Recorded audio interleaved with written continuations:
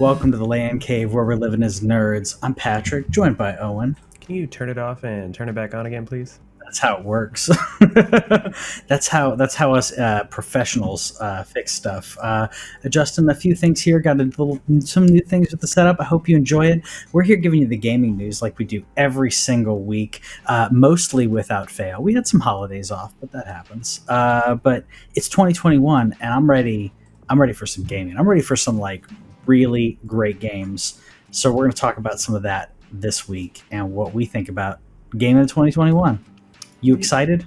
Much excited? I'm absolutely excited. I'll just go ahead and get it out of the way now. Not talking about the games at all, but do you know what I'm most excited about as far as at this exact moment? Like right now? In terms of video games. Okay, and I was going to say, are we doing video games or something else? And not today's news either. That's separate. Yeah, we're gonna stay whatsoever. We're gonna stay off of that.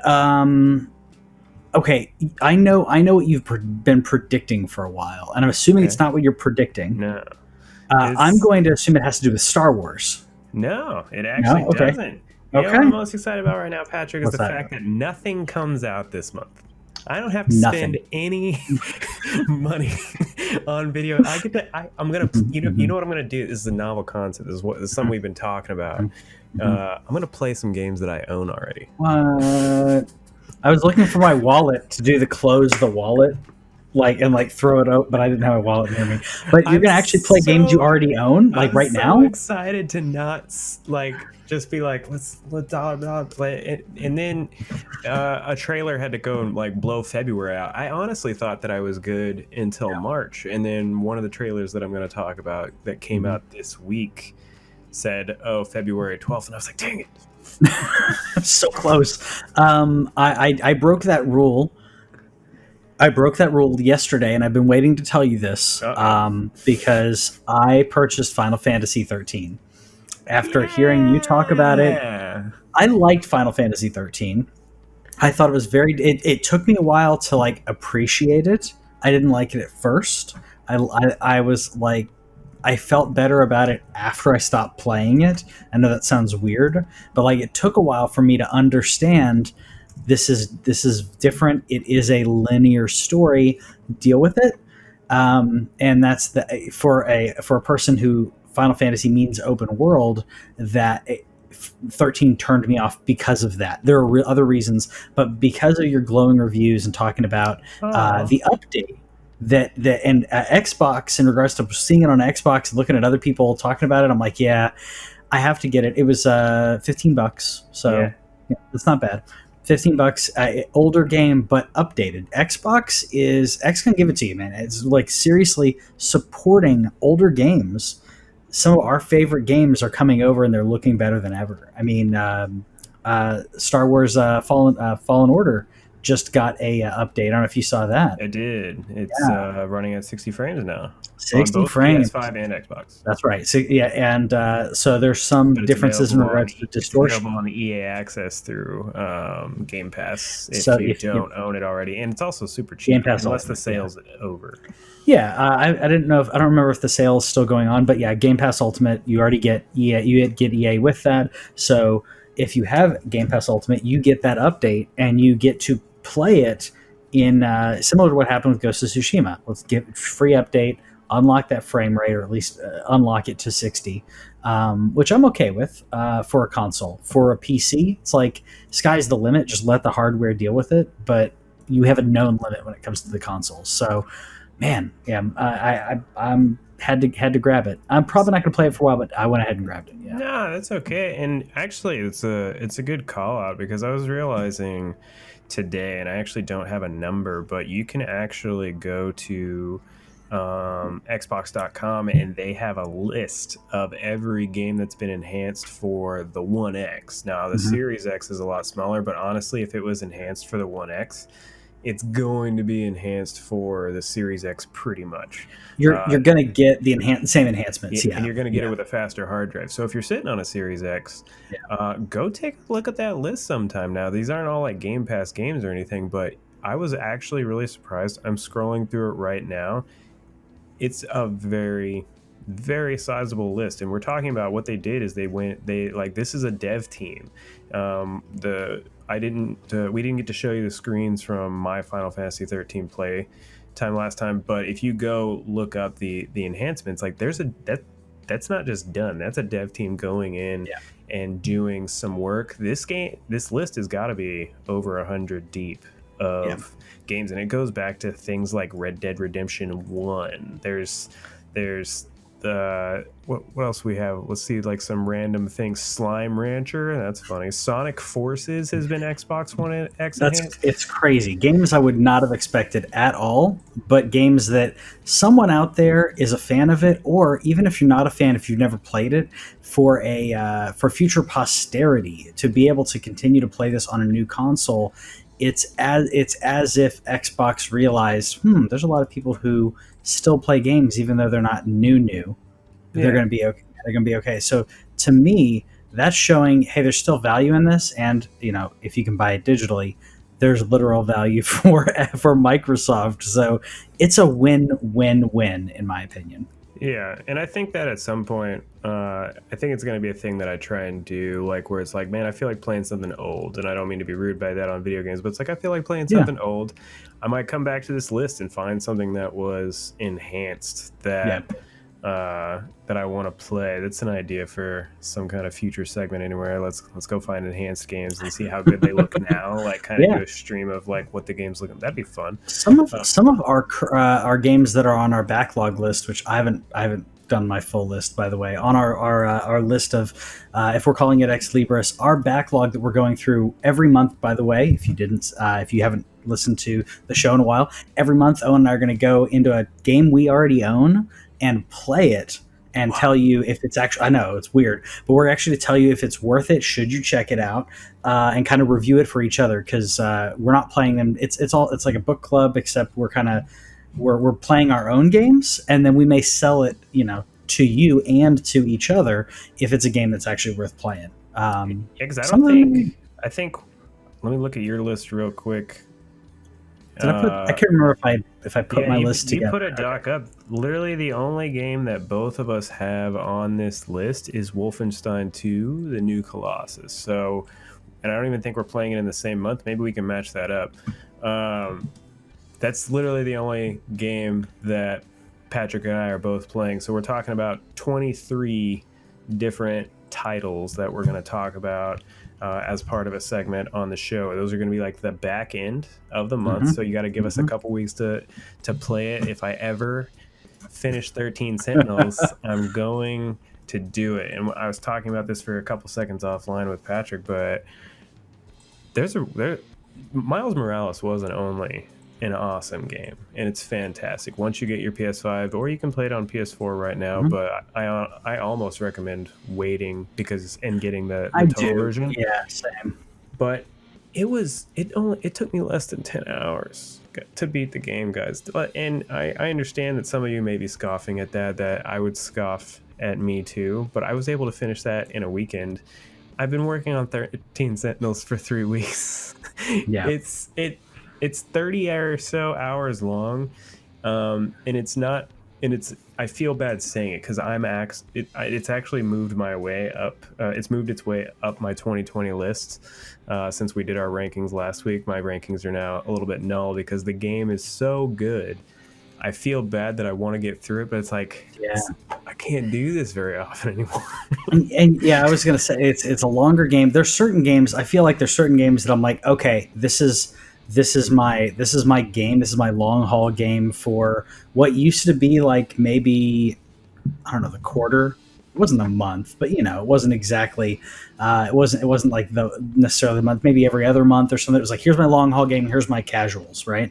Yeah. Where I jump in and out of the others. But now it's like, man, how long is it going to take me to beat some of these games? If I actually want to beat them, how long is it going to take me in my day to day? So this is what happens when you're an adult and you amass all these responsibilities. You're like, okay, I could put in 4 hours of gaming a day, but everything else will slack. So we have to be responsible. I can get maybe like at the top end, and we're talking about something that doesn't happen. I could get 3 hours in a in a regular day the majority of the time, and I've actually been keeping track of my time this year just as a curiosity thing. It's about an hour and 40 minutes that I play video games a day, and that's not every day. On average. Yeah. Yeah, and yeah, to me, I think it's a little bit lower. I think that my gaming sessions usually are like an hour to 2 hours. So if and it depends, like it depends on the gaming. We'll talk about that at another time, and like our weird rituals and stuff, and like Yeah. because I have like games where I'm like I'm gonna jump in and I'm gonna play something while the wife is like watching TikTok, and then I have other games where it's like I'm actually gonna enjoy, like go play this game and enjoy it.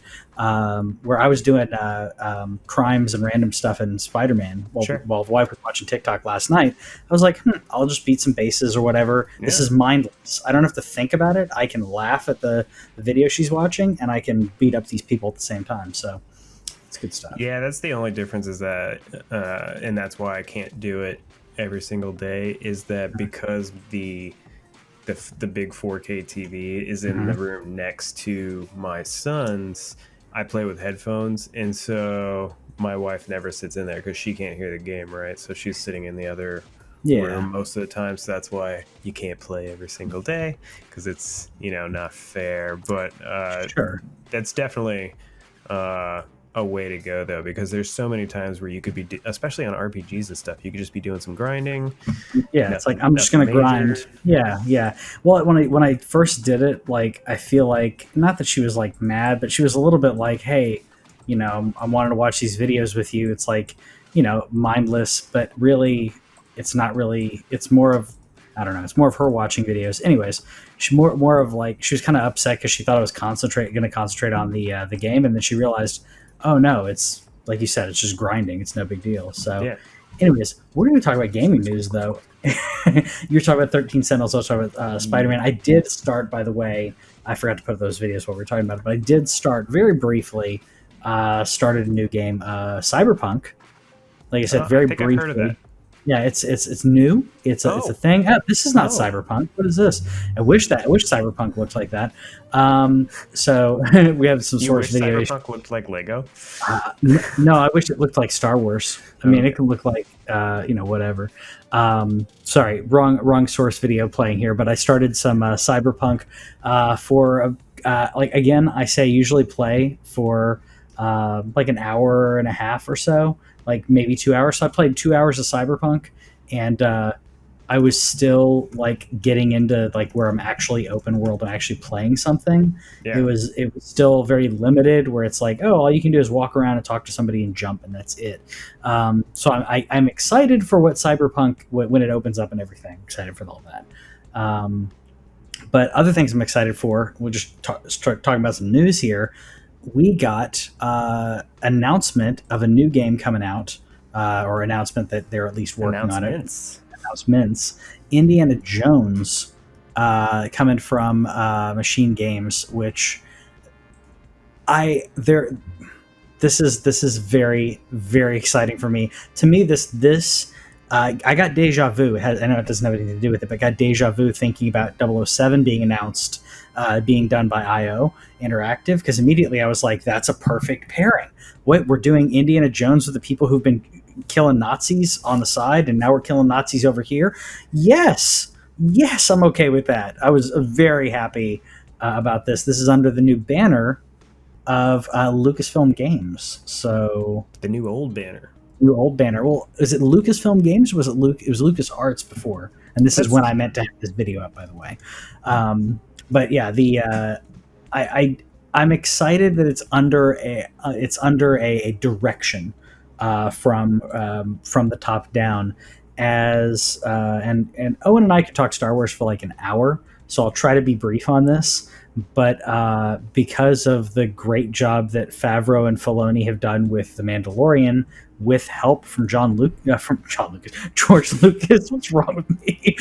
George Lucas helping out on John that. Williams is maybe what you were thinking. I think that's a little, yeah. So because of all of that, it seems like Star Wars is being put on like a kind of a different trajectory. It's being, and there are a lot of rumors and things that may or may not be happening behind the scenes. But I feel like this is part of it, part of that top-down decision of let's get it in the hands of the right people and trust the product, because when you trust the product, you make insane amounts of money. Like the merchandise that they've made off of Mandalorian. I know it's a bunch of stuff with the child and everything, but the Mandalorian Black Series figure and other things they've sold has been doing really well. The views and membership to Disney Plus has been doing really well. So I think Disney's realizing, all right, we need to put it in the right hands to make insane amounts of money, because Star Wars will make you insane amounts of money.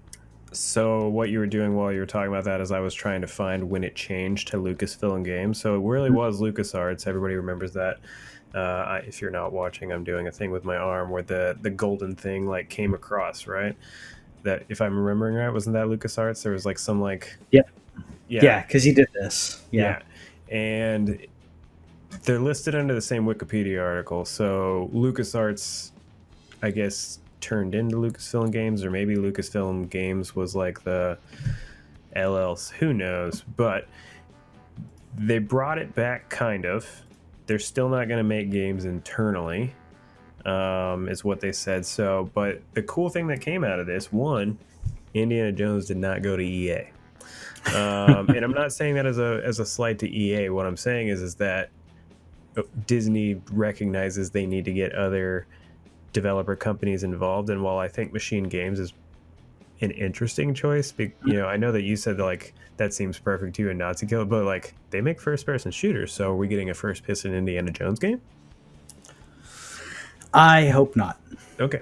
I really no. I hope not. I want it to be, and I know this would be, I feel like what's the term? It's not redundant. The term for something that is essentially derivative, right? Derivative. I feel like it's almost like reverse derivative of Uncharted, because like if I get an Uncharted game with Indiana Jones, I'm going to be very happy. But then again, everyone will look at it and say, "But that's Uncharted." But people did the same thing when Uncharted came out, saying that's Tomb Raider. So I'm okay with it. Definitely inspired by Indiana Jones. yeah. But I'm like, would I be mad if I got a Tomb Raider game, but it was Indiana Jones? No, I'd be happy about it. Some people would dismiss it or say, well, they just kind of, took the engine and took all this, blah, blah, blah. Yes, but I would be happy with it. And you're right. And Uncharted was inspired by Indiana Jones and Tomb Raider and a handful of other things, and it's good. So I just say keep going with the good. You know what's also good is when this company that also didn't give this game to EA, they didn't give another game to EA, but it happens to be in my favorite franchise in the world by giving Star Wars to Ubisoft. Yeah. This is like, it's kind of like you hit that thing, you're like, we're not giving the game to EA, yay, we're giving it to Ubisoft. Maybe? Yeah, it could be good. I mean, we could talk like top-down problems that we have with Ubisoft in regards to what we want Ubisoft to do moving forward and everything. So I'm trying to switch the scene, by the way. It's okay. There's. Just to be clear, what I am talking about, if you guys didn't know, that this actually got announced today, Wednesday, the day that we are doing this live. They've given it to Ubisoft's Massive, which is the makers of The Division, and they are developing what is supposed to be a open world, story-driven Star Wars game. Mm-hmm. If it's not Knights of the Real Old Republic 3, Patrick, what is this game going to be? Well, first of all, we riot. I mean, that's kind of not to joke politically. I know now I'm like, if I say that, I'm like, because immediately as soon as you said, like, if it's not this, then we, as the internet jokes. But if it's not Knights of the Old Republic 3, then I would see a successor. I could foresee it to be a successor to Star Wars: The Old Republic. Again, being something similar to Knights of the Old Republic, but similar to that, where you have a game set in around the same time, where you can get a single player experience, but you can play with friends. That's one thing that I liked about the Old Republic. I played Star Wars Galaxies back in the day, and I loved it. The Old Republic was good, but I mentioned this to you in a comment like earlier today. I felt like what I was doing was exactly what everyone else was doing, so I wasn't special. Where when I played Star Wars Galaxies, I very much felt like this is my story that is happening to me, and it's different from what is happening to everyone else. If you don't know what I'm talking about, the Old Republic had instanced games. So if you were playing multiplayer online, your main missions were an instance of the same thing that somebody else is playing at the same time. And that, to me, that got annoying, because if you don't think about it, it makes sense. But as soon as you realize that that's how the game works, it breaks the immersion, where you're like, oh, I'm in a cutscene that you can't see right now because you're not a Sith Inquisitor, and because it's like, I don't know, it didn't feel like that was my story, because every Sith Inquisitor had the same story, had pretty much the same story, as opposed to having your own story and your own choices. So I'm hoping we get something that has your own story and your own choices, and you're not a cookie cutter of a choose your hero. And I think the main reason that you have to bring this up is because it's massive making this game. Mm-hmm. Their last games were the Division 2, so that those were, I don't know how open world the Division is. I never actually opened the game, but I know that it has some kind of open world tendency in terms of at least going to maps. But I'm not acting like I know anything about the game at all. But they're online games. You can play them by yourself. You can pretty much go through like the story by yourself, but then they have like raids and stuff, and those are done with other people.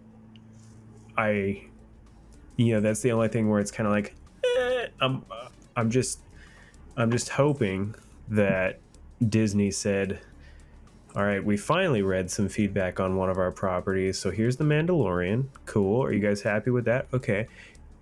How about a good video game that's a single player game, just like we just got successfully done doing with Jedi Fallen Order? Like, I have to think that Jedi Fallen Order, which is showing on the screen right now, had some influence on this decision, on Disney saying, look, we gave them a one-player game and they went nuts for it.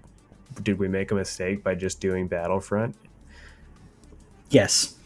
Yes, they could have made so much more money. And that's the thing. Like, when it comes to a corporation, you have to speak to them like this. Is it okay that you made money? Yes. Absolutely. Do you want to make boatloads more money? Well, yes. And there's better decisions to make on that. Where a corporation, Lucasfilm, DC is a great example. Like, Warner could be making some really good choices and casting and plot and whatever that would make them more money. They're making some missteps. So I feel like this is a reassessment of the Star Wars properties, and to say, we know what could be, what could work better. Let's go ahead and do it something that will work better. And and I mentioned The Mandalorian, and that has to be a part of it too. That drove Disney Plus subscriptions. I know tons of people that are like, I wouldn't be here if it wasn't for Mandalorian. I even saw one of my friends, and this is actually my own anecdotal evidence, but they were like, I like The Mandalorian so much, I'm going to keep my Disney Plus sub, even though it's not on. I actually read that from like a real friend of mine, and I was like, that's what happens when you give the people a quality product. Good for them to do that, because that's how, because it's not a straight up ticket sale, it's hard for them to gauge like what people are watching. So if you are subscribing, you're paying, you're voting with your dollar, it's harder to do it in this case. But if you stick as a subscription, that's what they want. So stick with your subscription. That tells them they're doing something right, and they'll continue. I know people that I feel bad saying this, but I know people who are very casual, and I almost said they're just casuals, but they're very casual in regards to Star Wars, right? I know they're very casuals in regards to Star Wars, right? So they're like, I like Star Wars, it's okay. Mandalorian came out, and I know the child has a big part of that. But I know people who, like I said, were casual Star Wars fans that cannot get enough of Mandalorian, and now are watching. I know someone, and I'm not going to out her at all. She'd never seen Star Wars. She knew what Star Wars was. Sure. And immediately I'm thinking of anyway. I'm immediately thinking of like How I Met Your Mother, though. I'm like, how did you not seen Star Wars? That literally played in my brain. The only people who haven't seen Star Wars, Patrick, are the people who live Star Wars. That's exactly what I was thinking. She hadn't seen it. She's like, and she knew what it was. She watched Mandalorian, and she's like, I'm hooked. This is it. And has watched all of them. She did watch them in. She didn't watch them in machete order. She watched them in not chronological order, it's sequential order. So chronological order. Not release order. Right, chronological to the story, yes. Yeah, not release order. Yeah, exactly. So I'm like, I'm fine with that. Like, because other people were like trashing her. I'm like, do not gatekeep at this point. She made the decision of watching Star Wars. Like, let her enjoy it, and she's loving it. Like, do not seriously, don't shut the gate on someone who's loving it. Honestly, I mean, I know she's watching it as an adult and not as a kid, but you know, I hope everybody knows that that like the 20-year-old generation of Star Wars fans, their first Star Wars was Episode 1, and they're still here. Yeah. So I'm just saying, like they didn't take the prequel trilogy, and I don't think a lot of people think about that. They didn't take the prequel trilogy negatively. Like, that was what they were watching when they were a kid, just like we watched the originals when we were a kid. Like, at some point, you're gonna. You know, the people who want to gatekeep should realize, like, these movies are targeting young kids, and the young kids love them. Yep, they do. And the old schools too. They're just a different kind of movie that kids both loved. Yeah, and she would definitely. Well, actually, hold on. So she's late 20s, early 30s, somewhere around there. So like, she's kind of in that camp. I mean, she was not alive when I was not alive when OG Star Wars came out. I grew up watching it on VHS tapes and DVDs. But at the same time, like, I know a couple people, like exactly what you said. To them, the prequels were good. I know someone who like absolutely loves the prequels. He's in his like early 20s, absolutely loves the prequels and will defend them. And I know you. I was going to say I know you'll defend them as well. But I just thought it was funny because there's so many people who will badmouth them, and I think there's things that I don't like about them, but you know, at the same time, I enjoy them. I'm actually reading the novelization of the prequels right now. Oh, cool. It's on sale on Kindle, so snagged that. And because we do things other than video games. I heard the third one's actually not bad. The novelization of Episode 3, I've heard it's pretty good. To be honest with you, but all this to come back around, because as I knew it was going to happen, this is what, like, I hope you noticed that there's only two news items on this thing, because I knew that the second this announcement happened today that I didn't need to look for any other news.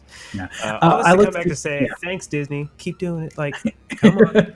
Exactly. Well, I looked through. So CES happened, and I mean, so all tech. CES is very tech. If you want to talk, like, see something where it deep dives that, like, I'm not going to do it as well as places like Digital Foundry and others.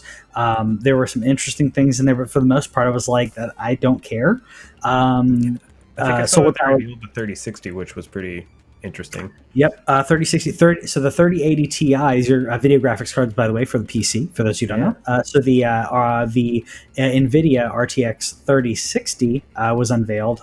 Funny enough, 3060 Ti came out before the 3060, which is weird. I don't get it. Man. Yeah, the Ti is supposed to be the more advanced version. The more advanced version, 3060, came out first. The 3080 Ti is being delayed due to production of the 3060. And they did apologize, by the way, for all the issues that they've been having with supply. Like, they're trying to keep up. They said this is the highest sales and the highest demand they've ever had for a series of cards. And it's because the leap in technology is remarkable. People talk about that ad nauseum, where it sounds like almost like they're like it sounds like almost people just saying words to like buzzwords, but literally, like, the change from the 2000 series to the 3000 series at NVIDIA, and the same on the AMD side. It's almost like we leaped 5 years, like in a year. The card that cost $1,200 in 2019 can be is on par, or so the $500 card from 2020 is on par with the $1,200 card from the previous year. That's insane. And you had people who bought that card like 2 months prior to the cards being announced that were like, having a little bit of buyer's remorse, but then they realized that no one could get the 3080. So yeah, and to kind of spin that supply and demand, just mention that they had like they say that the PS5 is breaking numbers, even though Sony is not saying them, which is really weird. You think they would be bragging about it, but according to everything that's been like calculated out, they had like one of the highest launch sales in history. But they're still underperforming because the demand is so high that they could have done better. And I imagine it's the same in the card space. Like, I'm sure it's mind-blowing to them. They're like, wow, literally every single one of these cards is being bought. But that means that we could sell more cards if we had them, and that hits you right in the face, right? As like a capitalist, you're just like, yeah, you guys could make a ton more money if you would just. I would have bought at least one more for a family member if I could get one. Yep. Same here. Like I'm on the lookout for PS5 for someone. Actually 2 people. I'm on the lookout for 3060 3060 Ti or a 3080, depending on 2 more people there. It's like if I can get it, I'm going to buy it and then not get it. I'm going to sell it at cost to someone. Yeah. It's more about me being able to be better at clicking things than some people are. That's really what that comes down to. They're going to pay me for them. But either way, Sony would make that sale. I can make the click faster. They're depending on their jobs, they're not in front of a computer all day. Where I can get an alert on my phone, which I did with the 3080, by the way. Got an alert on my phone, and immediately went over and was trying to buy a card. So I can do that because I'm sitting at a desk, and I can do that while I'm working. Other people don't have the bandwidth to do that. So yeah, I agree. So what we have to do is what we did without realizing is that we channeled that into games that we're most excited about buying. I tell you, I'm really excited that I don't have anything to buy this month. But whenever I was thinking about summer and fall, there's going to be some stuff coming along. Right around the corner in some of these cases. I think I wrote down release dates on mine. You said no particular order, so let's talk about our hype in no particular order. Yeah, bouncing around, but I will start off with things that are very imminent. With a game off of your list, so I can go off my list, off your list, whatever. Waiting for this thing to load, by the way. So with Nintendo having Super Mario 3D World Bowser's Fury, I love me some Nintendo. I love Mario. When did they announce this? I feel like I blinked for a moment and either I forgot it or. What I'm pretty sure is that we knew that it was coming, but then I want to say it was Monday, they bust out this Bowser's Fury trailer. It went from being not on my radar to something I'm so hyped to get next month. For those of you who are listening, and if you haven't seen it, go check out the Bowser's Fury trailer from this week. They actually dumped another trailer today. I don't know why they didn't just combine the two and do like a little mini direct on this game or something like that. But they dropped 2 different trailers. Bowser's Fury looks crazy. Yeah. And Bowser looks so, like. Have you ever seen Bowser look cooler than that? By the way, no. It's so awesome. I'm. It was supposed to be playing the wrong video here, but I'm. Like I guess that's why I was trying to figure out like when they announced it, because I missed the initial announcement. I saw it on the list on our show notes and was like, wait, when did this come out? Like I didn't check the date. Yeah. But yeah, I'm super excited. And by the way, if you're watching videos right now, there was a lot of videos to prep. I had a very busy day, and apparently prepping while the show is going on is going a little slower than I'd like, so apologies on there. But yeah, I'm excited about anything Mario 3D. I feel like they're, other than the sports games, Mario games are easy wins in my opinion. I feel like looks like they first revealed it in September. Was this okay? So, but we didn't know about the Bowser's Fury thing. Okay, I did forget about part of that then. Yeah. I feel like I said, other than the sports games, I feel like Mario games are like easy wins. It's just gonna be good, and This a game safe bet. This game originally came out on the Wii U, for those of you who don't know, and so that's another reason. Apparently, it's fantastic. I've heard a lot of people say it's in the top of their Mario rankings or near the top, and so just whenever they originally revealed it, I was like, I'm sure I'll probably get it. It's Mario, and it's just you cut a good trailer, you add some content to what is already just a port, but you made a new campaign to go with it with this Bowser thing. You know, excited, hype, Yeah. let's go. Like Nintendo, man, you know what you're doing. Yeah.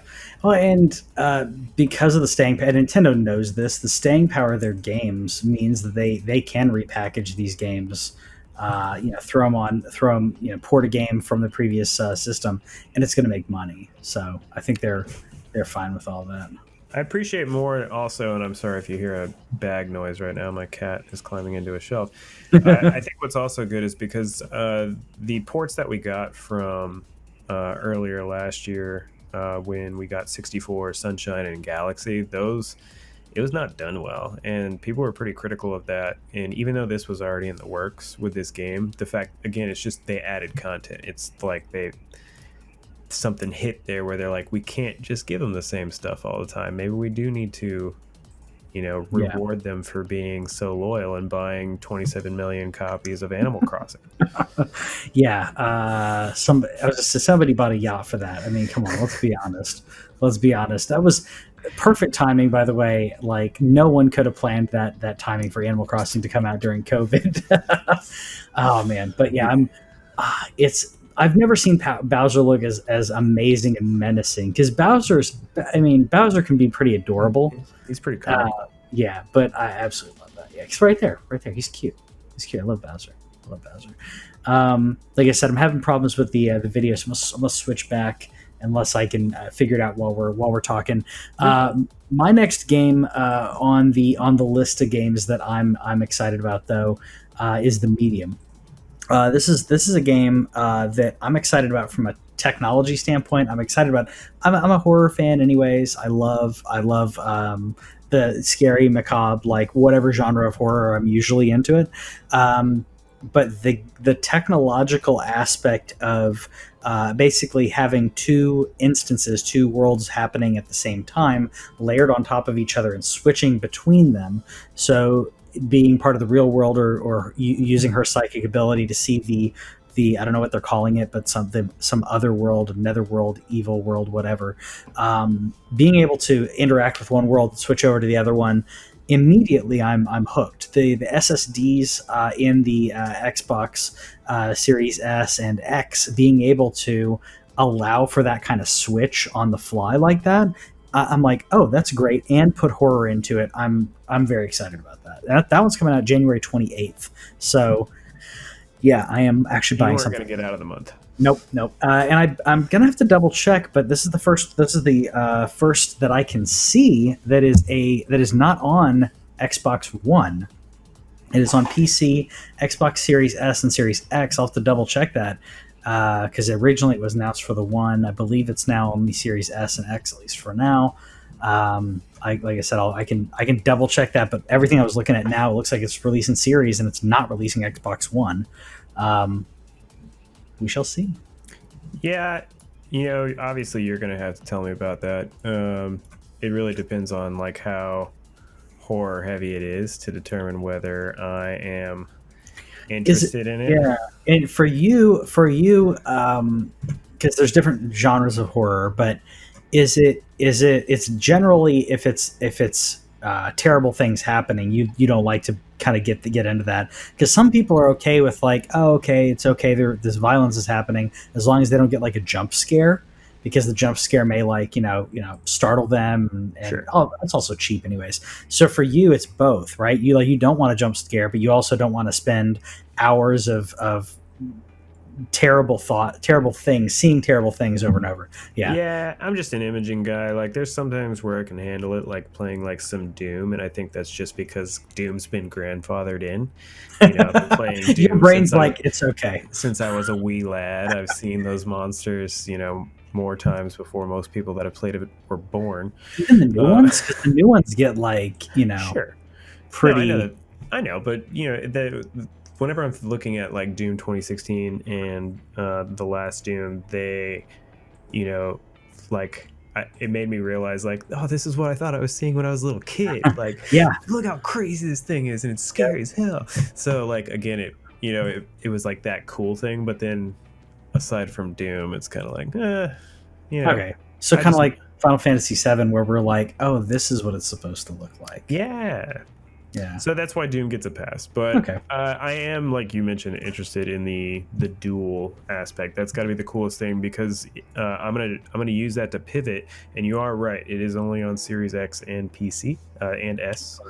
I'm gonna pivot though to the PS5 version of this, where Ratchet and Clank Rift Apart could not be played on the PlayStation 4.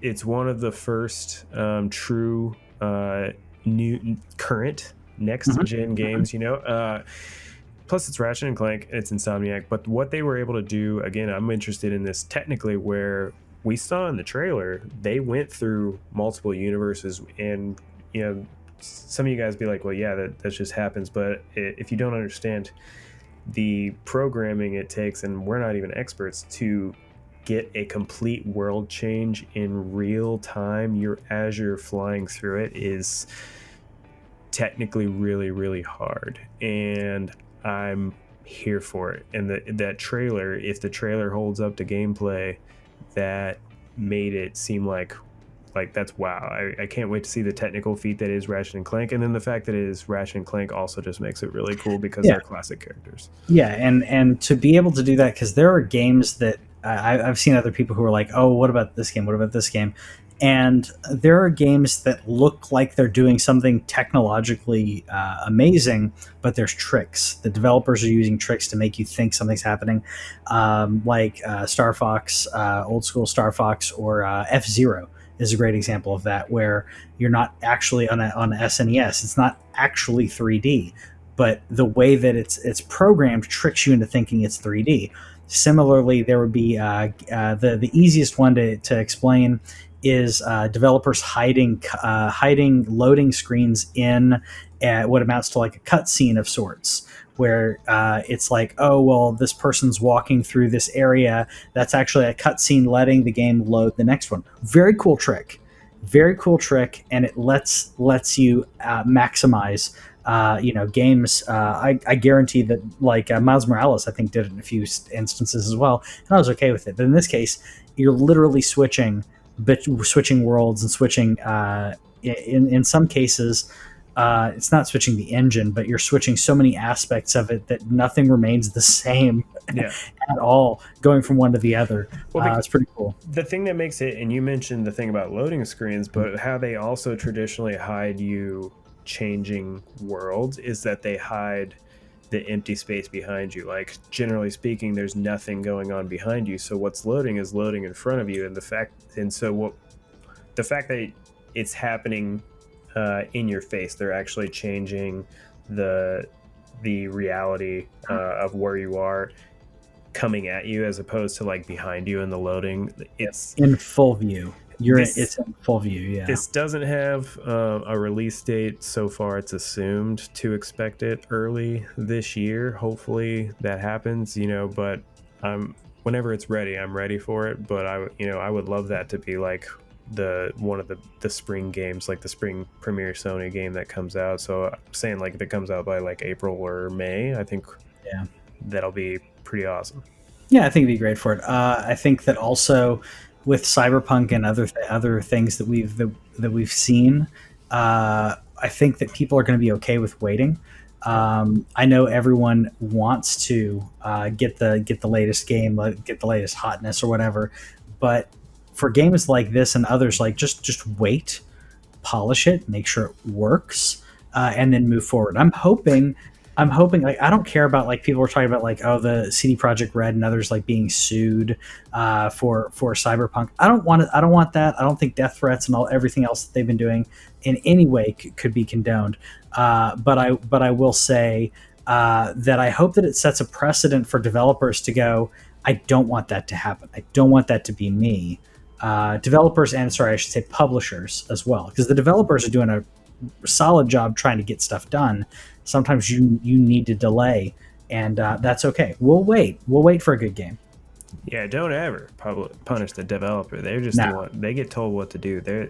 Anytime there's even an apology video up on Twitter as of today, Wednesday. Again, if you're not listening to this live, from CD Projekt Red, saying like, leave the developers alone. We made this decision, and this is from a leadership of the company standpoint. So you can definitely be mad at the company and be mad at the leadership. The people programming the game, they just, they work for a living. Leave it alone. Exactly. So my next one, and I know we can continue to continue to ramble. My next one that I'm excited for, by the way, is Monster Hunter Rise. Yeah. Did you play the demo? I did not play the demo. I need to look into that. But Monster Hunter Rise, I like Monster Hunter. I feel like this. I'm hopeful. I'm hopeful on this one being even better. I liked the PS4 Monster Hunter, but I'm hoping this will be even better than that. Also, having it on Switch is going to be really cool, in my opinion. So I'm happy about that one. As well as I guess that's all I was going to say about it. I'm excited about it. Cute kitties and stuff. Yeah. Your next one, though, I do actually have queued up. Disco Elysium. Yeah. The final cut. So I've not played this game. I know this is the final cut. This is the previous one. It was on PC, right? Yes, that's why I'm excited about it. So this is already out on PC, and one of the I think the great games of 2019. So I don't even think it came out last year. I'm trying to remember exactly when, but it's coming to PlayStation in March, and then later in the summer to other consoles. It's just, I've heard it's such an amazing RPG. I've literally only ever heard positive things about it, but I've avoided really looking into the game at all. I'm just going on the positive feedback that I've heard of the game. And I know it's an RPG, and I know that it's isometric in its view, but everything that I heard about it says I have to buy it and I have to play it. So it just got put on the hype whenever this developer ZA/UM, I don't actually know how they say it, but this is their only game, and apparently they did a really great job on the first try. So is it voice acted? Because I know it is a smaller company, and that's a very minor thing. I don't think that it is, but I didn't know if you knew if it's voice acted. I want to say it's not. They're adding full voice acting in the final cut. Very cool, because I didn't know that. Totally did not know that. Was not queuing you up for that. The reason I was gonna say is the text is fine, especially if you're playing Switch. I love being able to play Switch and taking it wherever I want, gaming wherever I want. I play Switch muted more than I play it with the sound on. And it's weird for me, because when I got the Switch, I was like, I'm only going to play this thing docked. And now I play it almost exclusively handheld, and I play it muted a good amount, because I can pick it up, play something, put it down while other things are happening around me. While I'm, if I took my Switch, I thought I left it, but I did actually end up taking my Switch to Texas. And I played it a few times, before bed. Someone was watching something on TV, and people were just hanging out. I grabbed my Switch, play a little bit, not bothering anybody. So I know that sounds weird, but it works. But I did the same thing over Christmas. I was playing some Hades anytime that they were chilling and having a conversation where I was like, I'm just kind of sitting there watching the kid play in front of me. I just played a little Hades on the Switch. Yeah. It's nice. Yeah, not to be antisocial, but it allows you to to be able to kick back where other people are. Everyone else is looking at their phones. What does it matter if you happen to be looking at your Switch? Since you brought up the voice acting, though, I did just want to mention, if you happen to own the game already, it looks like they're giving you the final cut for free. So very cool. Also cool from the developer to do that. Yeah. Give it as a free update to people who've already purchased the game on PC, and then that's when it's going to launch on console. Okay, so I think I'm probably cool. I think I'm going to buy this game. Look that up. I think I'm going to buy this game, then buy it on Switch, because I did see the text I could see like the dialogue was going on there, but if I do turn on sound, I'll be able to hear that. I do prefer voice acting in games. I feel like I've just been accustomed to it at this point, but it's also intriguing. It's really hard to do text sometimes. And while it's 2020, there's a certain series of games that I cannot wait for an enhanced edition of, for the legendary edition of one of my favorite series of Mass Effect. Super excited about this. We don't know a ton about it, and this is kind of going. It says June 2021. Yeah. I have a feeling it will be delayed. I was about to say, I hope you're not getting your hopes up on that summer. I will play this at Christmas, hopefully. I love Mass Effect. I started with Mass Effect 2, which had better gameplay, and then went and played Mass Effect 1 for the story. Mass Effect 1 has an amazing story, but the gameplay, even in that little gap, the gameplay had aged, or it wasn't. It didn't carry the story. Where Mass Effect 2 is a good balance. Mass Effect 3, but I'm super excited. Controversial. Yeah, super excited about this one. The reason why I want to, expect the delay is just one, because BioWare hasn't really had a good track record. Apparently, they are doing. They're the ones developing this. Mm-hmm. So that can be a good or a bad thing, just because they've had a hard time with Anthem. But I want to see what they do to 1. Man, yeah. 1 is rough. One is rough. Like unplayable, but it's pretty unplayable. I've tried to get Whitney into the Mass Effect games, and she does like to. She's like, I'm not going to start on 2. I need to start on 1. And I'm like, no, can you not? Can you make an exception on this? And she's like, no, I want to start with the first one. Could not do it. And that's why maybe this will work. It's also the reason why she wouldn't play Final Fantasy VII, is because she doesn't like timed RPGs. Yeah. So she was like, nope, not going to do it. So I'll be honest, I'm having trouble with timed RPGs recently as well. Yeah. After playing Final Fantasy VII Remake, like I don't know the next time I'm going to pick up the original Final Fantasy VII again.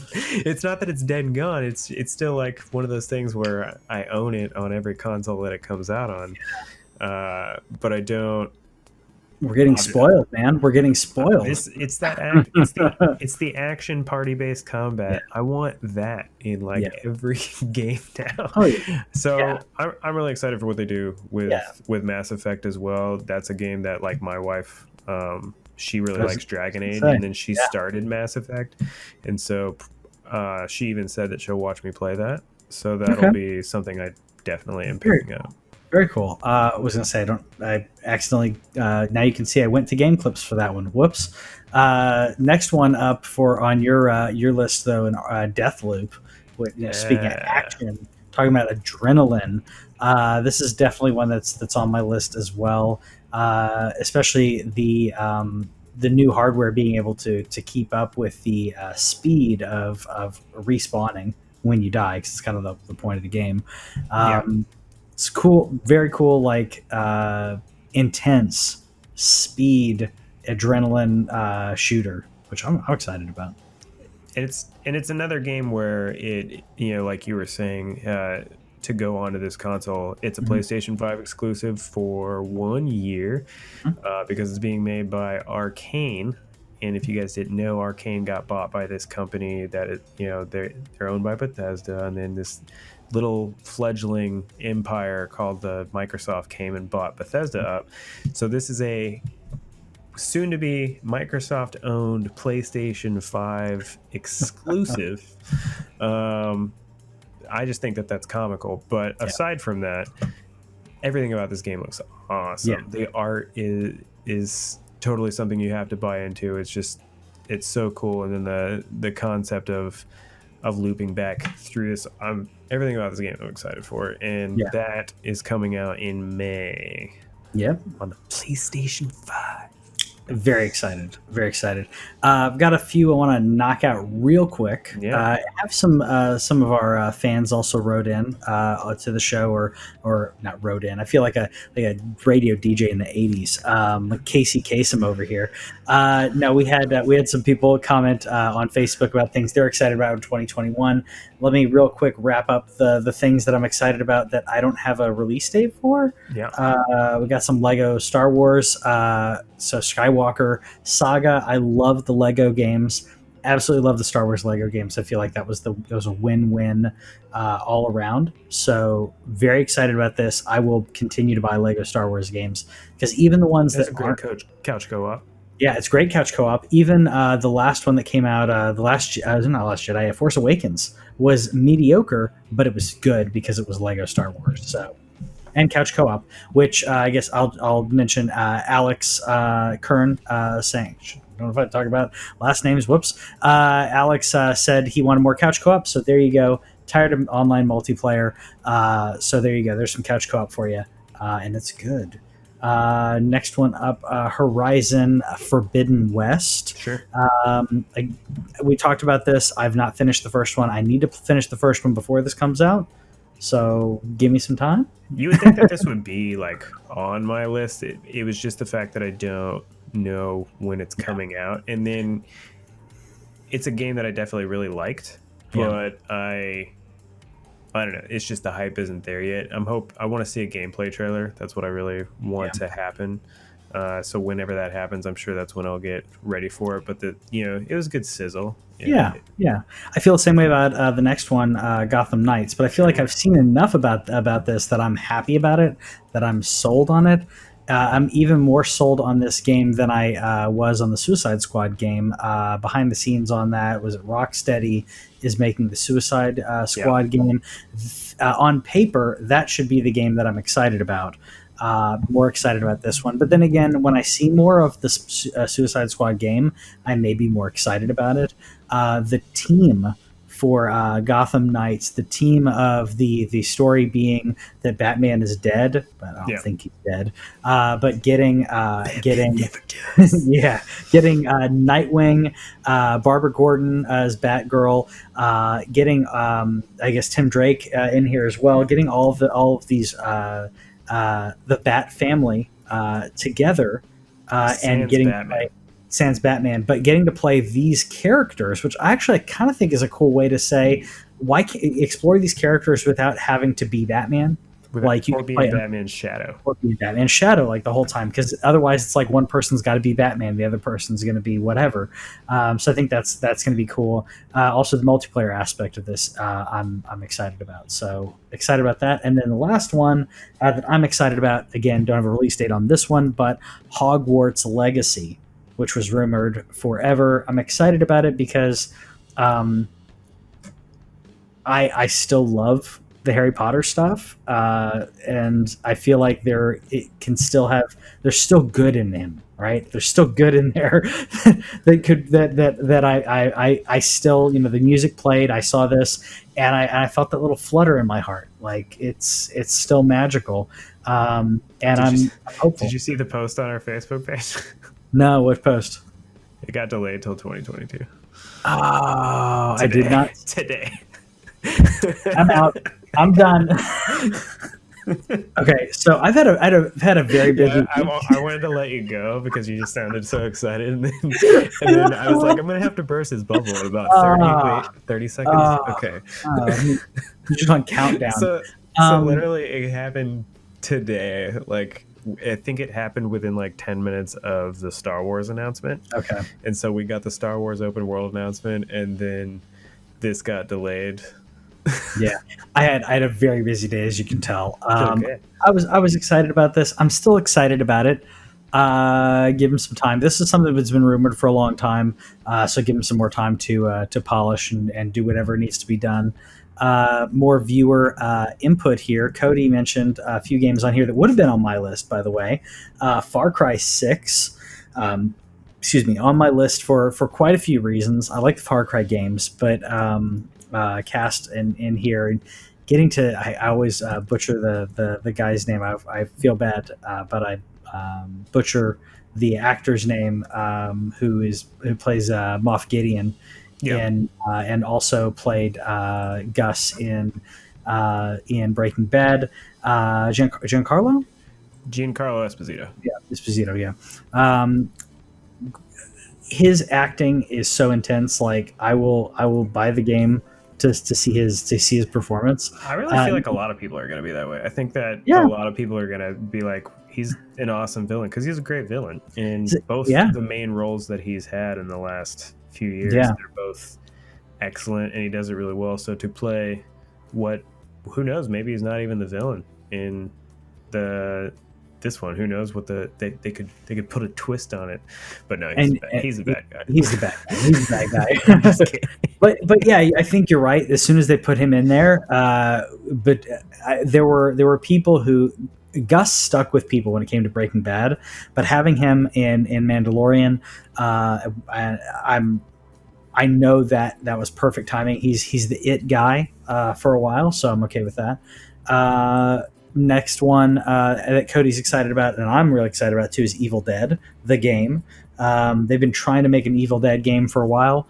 I feel like this is horror that you can do. I don't know if you've watched the Evil Dead, not the remake. There's a remake that's very gory, but the older Evil Dead game movies are almost comical. Actually, Army of Darkness is basically a comedy. Okay. The first Evil Dead movie was supposed to be a horror movie, but it's really cheesy and it's not really scary. Sure. The second movie is just so over the top that it's basically a comedy, and the third one's like just go for it. Sam Raimi just pedal to the metal, and yeah, you can see some zombies and gore here, but it's more about like the comedy. It's more about, in my opinion, Bruce Campbell making fun of things. Is it similar to that Friday the 13th game where you're like you're surviving against, like, are you playing against people that are the bad guy? I don't know. I don't know. I'll have to look, because all I know is that let me know, because I've only seen like a few bits of gameplay, so I didn't know if it was. I would assume. They got Bruce Campbell for it. Yeah, that's cool. Exactly. If you don't have Bruce Campbell for this game, it'd be a problem. I feel like this is, and I'd have to look into it because I admit I haven't. But with I believe there's multiplayer aspect to it, and similar to like a Left 4 Dead kind of thing. But I'm probably wrong on that. I saw cooperative gameplay and PvP. So yeah, okay. I think it's going to be similar to that Friday the 13th game, Okay. which is probably the perfect vein for it. Yeah, to be honest. I think it works. I mean, there's also it would fit well with a horde mode as well, which may be what we're seeing there. So we'll see how that goes. I hope it's successful though, because like I said, this is a property that I love, that just hasn't been able to like quite get it right. So I hope it needs a story mode is what it needs, because there's so many games that are missing that. The Friday the 13th game, they kept delaying the story mode, and then they stopped developing the game. So don't do that. So speaking of story, Don't do that. yeah, don't do that. But speaking of story and horror, though, last one. I'm surprised this game wasn't on your list. I was on my list, and I waited. I'm gonna give it to Cody on this one because he mentioned it as well. This may be one of the ones I'm most excited about. Resident Evil 8, Resident Evil Village. Excited about this because I absolutely love the Resident Evil world. I love the lore. I love the story. And Resident Evil 7 changed to a first-person perspective that I thought I wouldn't like, and I realized that it allowed them to tell a story in a way that allowed for me to feel more like I was literally there, which I haven't even played it in VR yet. I'm going to play it in VR, but playing even just playing first person playing through the game, Resident Evil 7. I felt like I was more in the moment, and it scared me more because of that. Obviously, not your thing. And Resident Evil 8 will probably be more of not your thing. No.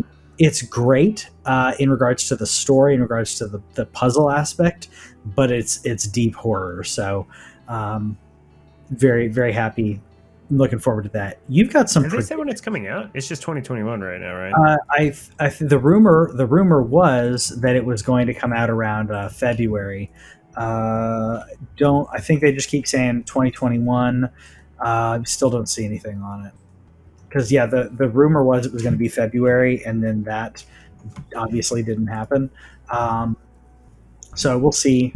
We'll see when it does. Yeah, because when they first dropped it, they said it could be anywhere between December and end of February. So at this point, and then the latest one says it's rumored to maybe be in April.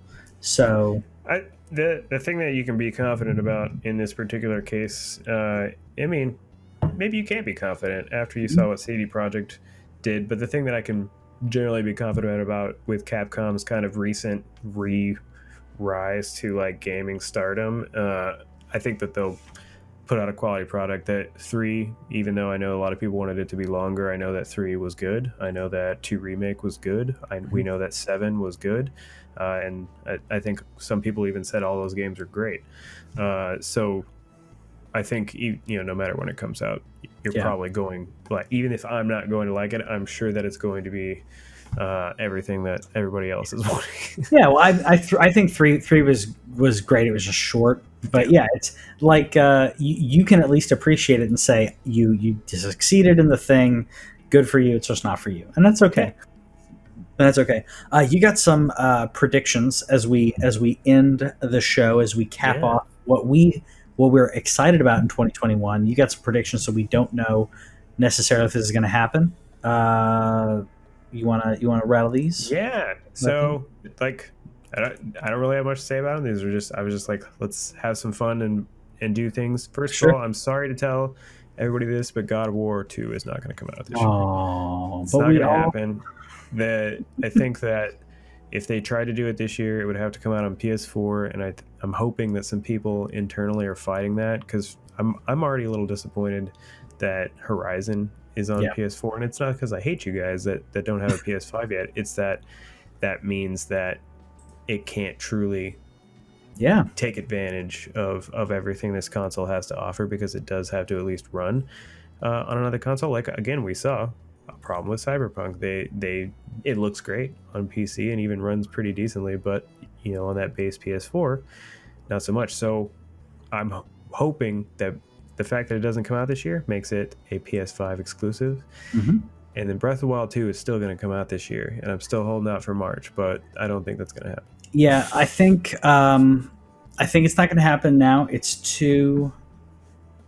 I'll put it this way: it would not be unlike Nintendo to announce this like at the end of this month, to just be like, "Hey, it comes out in 6 weeks. We're going to buy it. Everyone's going to buy it. It's going to be okay."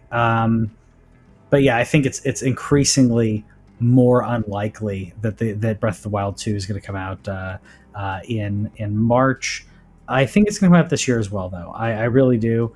I'm hopeful for it. Again, we want it to be done right. We want them to take their time. But at the same time, this seems like, from what we can glean, that this is a Majora's Mask, if you will. This is, let's take the same engine, hopefully not the same map, but let's take the same engine and same assets and make a new game. And if that's what they're doing, then totally 4 years is enough time to cook up another game. Yeah. Obviously, like you mentioned, I want it to come out when it's going to come out. Breath of the Wild is the best game of all time, so it has a lot to live up to, and that's already going to be tough. But I think it's this year. It's felt like this year. They announced it before. I feel like if it's not next month, and especially now that they've added this little bit onto Super Mario 3D World, and that comes out next month, for it to come out into March would be pretty dang surprising. So now I'm going to say probably September. I'm still holding out for March, though. It can happen. I'd love it to be that, but yeah, you're probably right. And you're right about Breath of the Wild. Breath of the Wild became my favorite. It may be my favorite game. It became my favorite Zelda game. Sure. And that took a while, because I had Ocarina in my favorite for a long time, partially because of nostalgia, partially because of the overall. We could go on a Zelda episode where we just talk about Zelda. That got knocked out objectively good Zelda game and my my nostalgia factor, Breath of the Wild knocked it out. So Breath of the Wild 2, I'm not saying that it has to be better, but if you give me more Breath of the Wild, I will be very happy. And that's all you need to do. Give me more Breath of the Wild, give me a continuation of the story, and let's see what's happening with Ganon. Let's see what's happening. Maybe throw in a dungeon or two. Yeah, I'd like to see a legit dungeon in this. Give me more shrines, though. I did love the shrines. Yeah. Speaking of shrines, have you played any Immortals Phoenix Rising? No, not yet. Okay, still 13 Sentinels. We'll get that's there. all right. Enjoy it. Concrete Genie first. enjoy it. So hopefully next week, Concrete Genie. If you can get to it, we'll talk about Concrete Genie. We'll talk about more games coming up in 2021 and more gaming news for you next week. So subscribe if you haven't already. Like us and all of the socials and everything, because that does help us. Keep watching our videos, and watch us live every Wednesday. And we'll see you guys next time. Bye.